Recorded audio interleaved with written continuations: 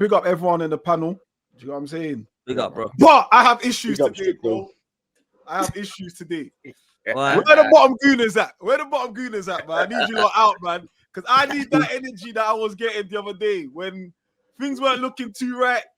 Everyone and their mom had something to say, and you know, say this and that, and you know, Arteta this and the club this, and replace Arteta with Simeone. I was hearing, you know, Simeone is the this and that, and now Arsenal are. No one said that last week. Bro. That was months ago, years ago. And you, Stricto, you do realise what you're doing now has probably happened for the last 5 years, and egg has landed on everyone's face on your side of the fence every fucking season. No. So just remember. Hey, by the way, you're on this side. One second, Aaron, don't do that. Hold on. You're on this side of the fence right now. Hold on. I'm on my side of the fence, mate. I'm in my own garden, looking into the rain and saying things as I see The them. difference is we've seen it. We've seen it coming a long time ago. We know this team's about to do something special. It's taken a little bit longer, but now everyone can see it's going to happen.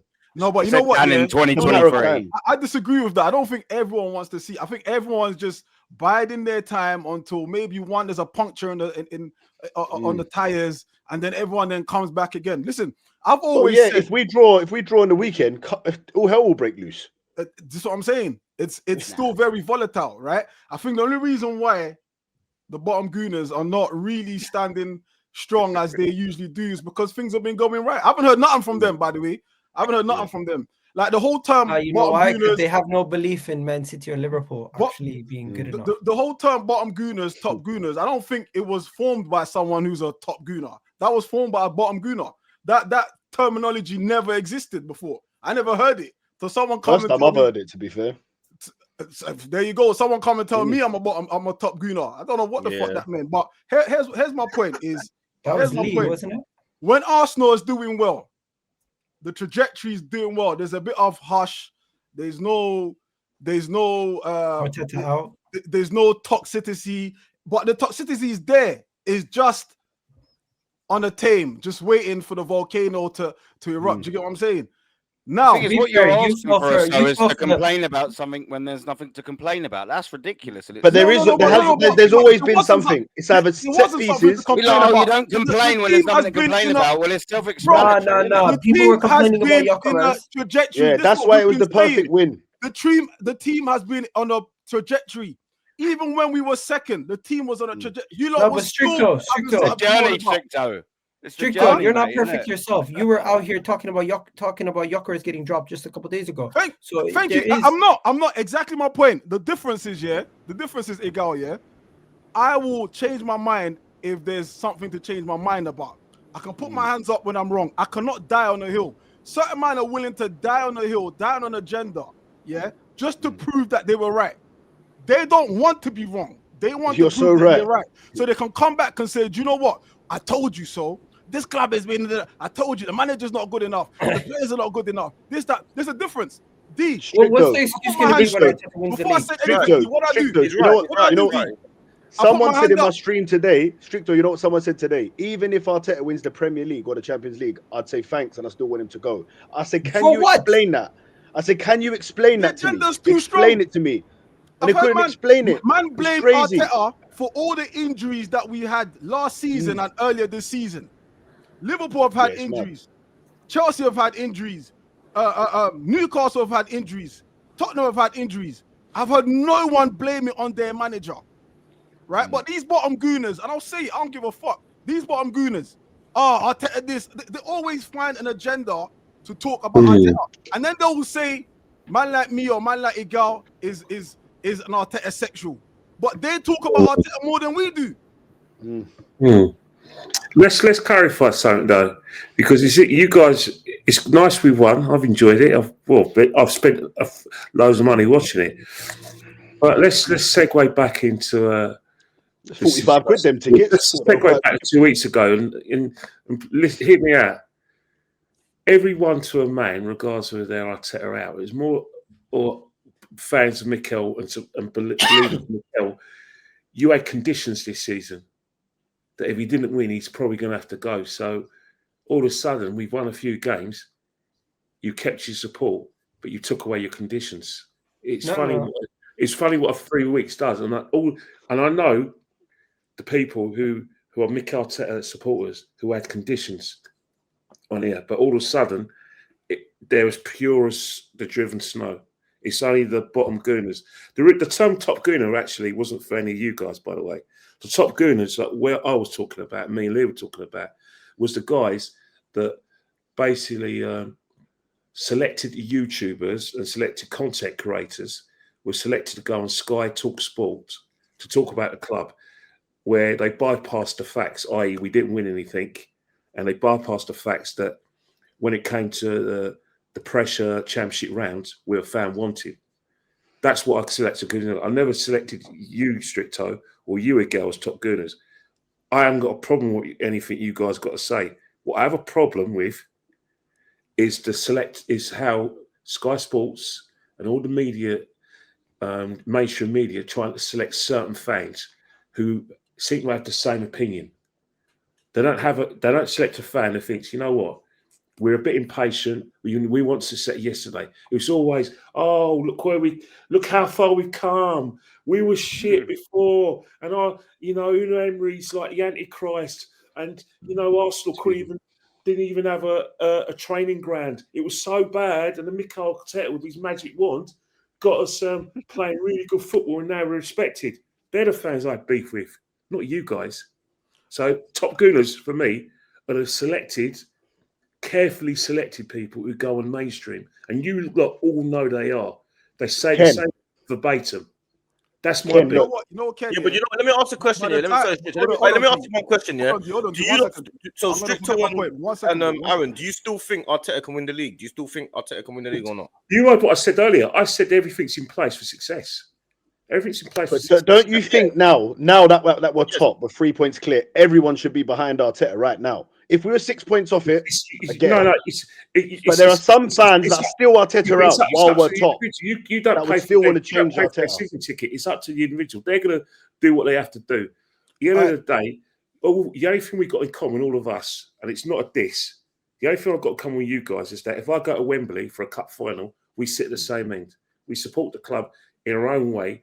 Sometimes we're impatient. Some fans are patient. That's who we are. That's why you have this debate. You can't have everyone, buttering their bread the same way. You can't have everyone having their toast with jam. Some people want it with Nutella. We're all different fans. We all got our patient levels, but we all support the same side.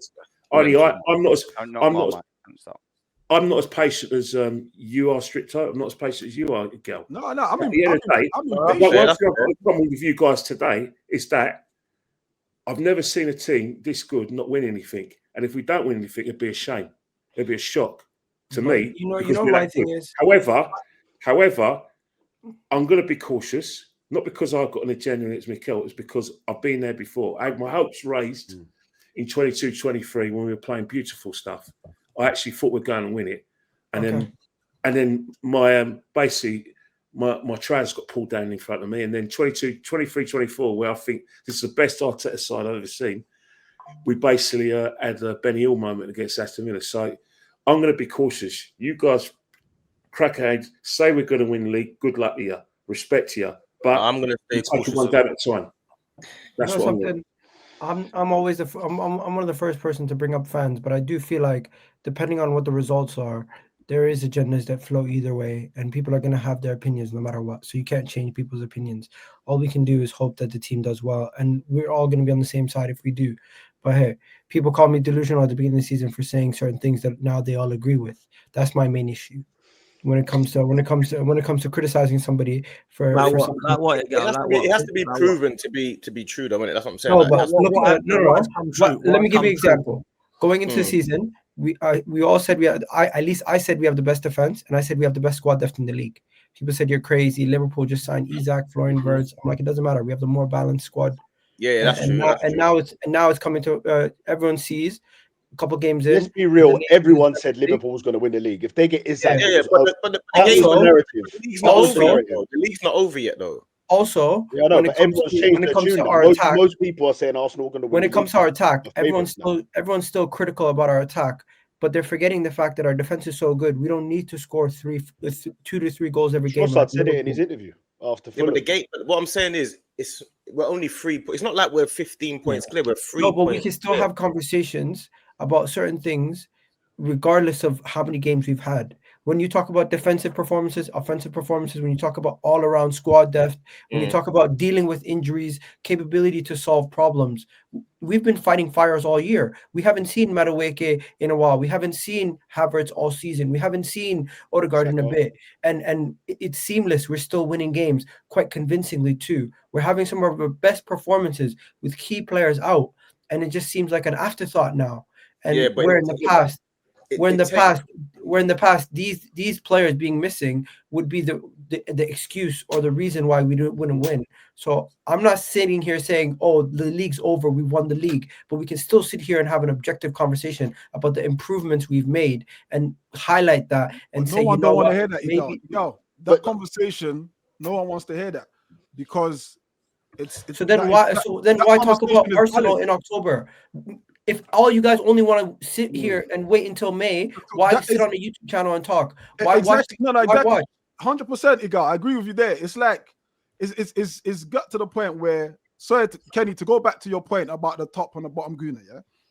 I didn't even know where that phrase came from. By the time it reached me, it was me who came up with it. Okay. It wasn't that. It was to do with the.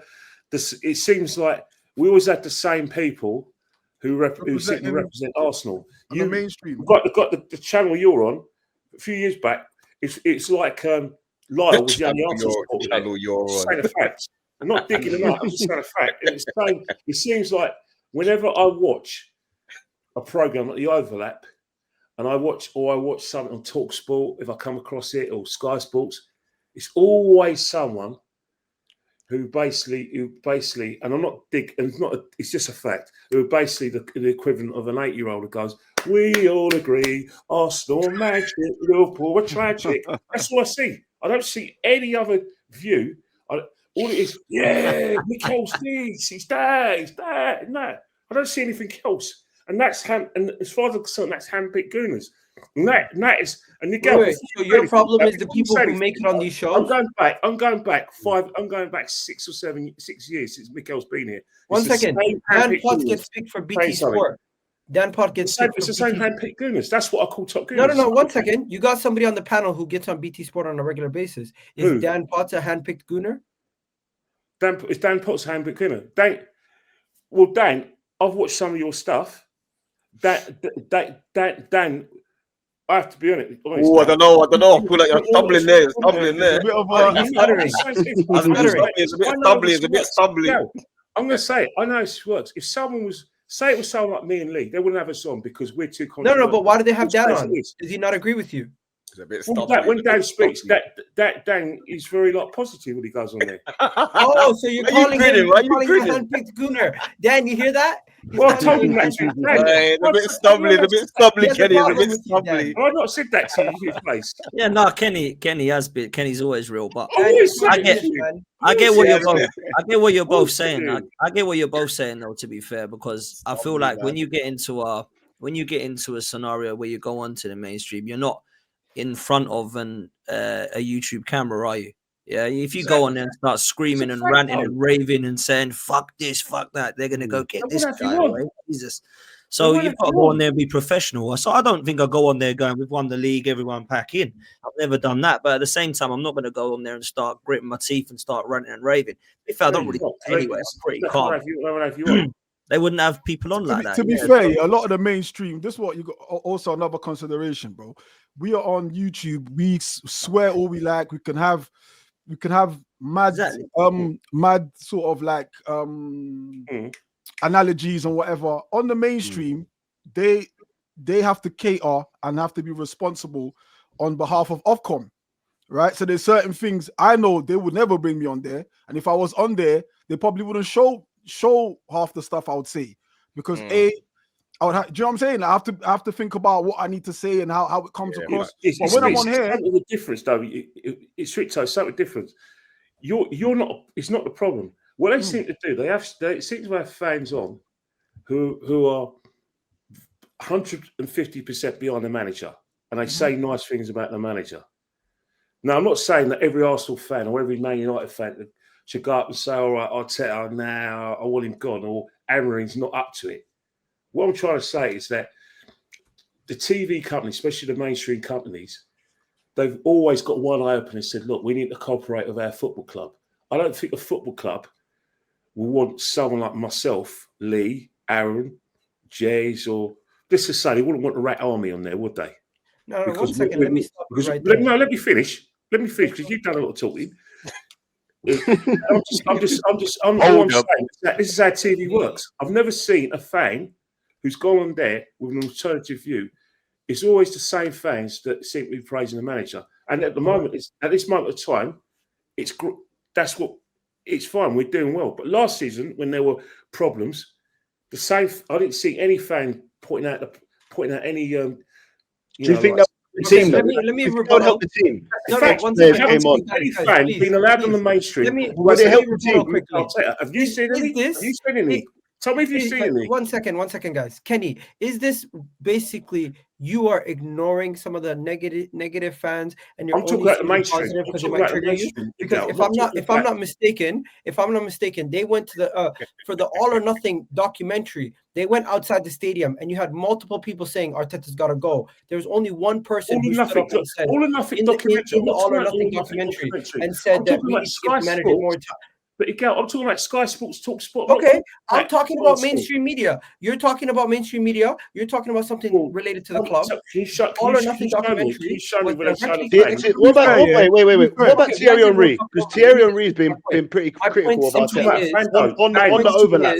I'm not talking about Thierry Henry. You are picking and choosing which platform you're speaking about. If you want to talk about Sky Sports, if you want to talk about Talk Sports, if you want to talk about all these places, guess what? A large majority of the fan base are behind the manager. So when they pick fans, maybe 3 out of every 4 is going to agree with the manager. Maybe because there's a rare bunch. It's always the same fans behind the manager. It's never anyone who's got good questions. I'm sorry, I can't hear what you're saying because you're speaking while I'm speaking. You want to go ahead? I'm just saying, Miguel, you're wrong. You say that on Talk. Show me evidence where on Talk Sport, Sky Sports News, or BBC, where there's been a fan that is Talk Sport. Mikel Arteta. Show me some evidence. Okay. Show me evidence. All right. I'm going to rephrase it. Can I rephrase it for 1 minute? Show me evidence. You got cut out. You just caught yourself out. Evidence of a content creator that is critical of Mikel Arteta that gets on Sky Sports. Show me some evidence, please. First things first. You changed. Why does this even matter anyway? He just said Talk Sport. Talk Sport on a regular basis have fans on who are Arteta out. Calm down, some avenue, innit? After every loss, after every defeat, there's people who call in and say Arteta out on a regular basis. As for Sky Sports, Kenny, let's be honest.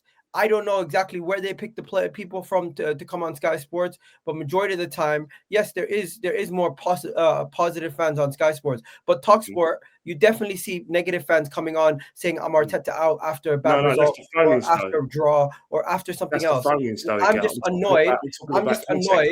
I'm just annoyed because just because you don't see specific negative fans. You're talking about phone-ins. I'm talking about content creators. You weren't. How many phone-ins are content creators? Last time I checked, you call into Talk Sport. Last time I checked, you call into Talk Sport. I don't know. I don't see content creators. It's the same thing. Christian goes on. He's a content creator, isn't he? Who's Christian? What's wrong with Christian? He's giving his opinion. I never said anything wrong with Christian. Did you hear me criticize Christian? What I said. What I said is that the content creators that are handpicked by the mainstream media are fans that tend to be behind the manager. I never said. But why does that matter? Why does that matter? Well, because the reason it doesn't give a balanced view of the club, especially when things weren't going well in the last few years. It's basically controlling the narrative. And that's always been my problem. That's why I used to. That's why. You know what though? It's honestly in YouTube. It's much more. People are more Arteta out and negative because when I go to the pub, me and my mate Dan, we went around and interviewed because we didn't. I said to him, you know what? It's probably 60-40, 60 backing Arteta more positive and negative.